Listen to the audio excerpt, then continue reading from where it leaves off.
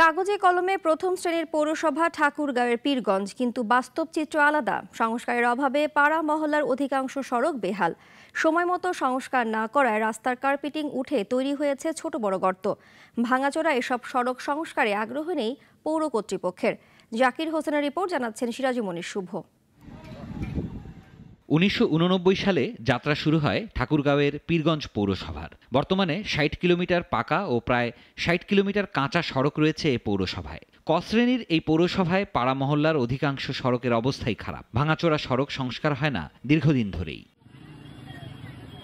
পৌর কর্তৃপক্ষের অবহেলায় রাস্তার কার্পেটিং উঠে বড় বড় গর্ত সৃষ্টি হয়েছে। ফলে দৈনন্দিন চলাফেরায় চরম দুর্ভোগ পোহাচ্ছেন সাধারণ যাত্রীরা।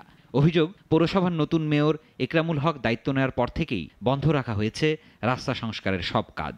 পূর্বে সংস্কার করা হয়েছিল আগের মেয়রের আমলে। আমাদের যে নতুন মেয়র আসছে, এই মেয়রের আমলে এই রাস্তাগুলোর কোনো সংস্কার করা হয়নি। যে পৌরসভার রাস্তাঘাটগুলো বেহাল অবস্থা, মেয়র যে একটু ব্যবস্থা নেয় তাহলে ভালো হবে। আগের মেয়র যে ছিল কোহি চেয়ারম্যান, তার আলমে কাজগুলো ভালো হয়েছিল।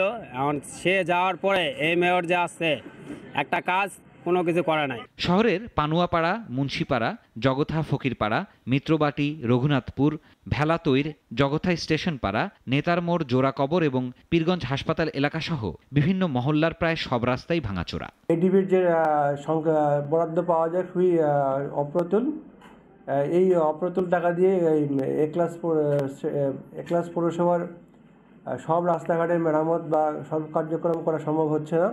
জানতে চাইলে মেয়র একরামুল বলেন, পীরগঞ্জ পৌরসভা প্রথম শ্রেণীর হলেও সেভাবে বরাদ্দ পায় না।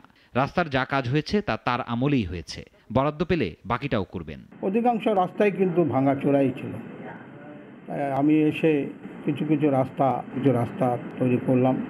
যদি RUTDP রাস্তাটি আমরা বরাদ্দটি পাই, এটা একটা বড় অঙ্ক।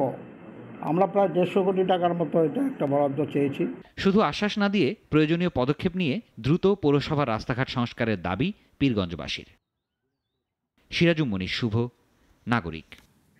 একমাত্র ওয়ালটন এসি দিচ্ছে 1 বছরের রিপ্লেসমেন্ট গ্যারান্টি।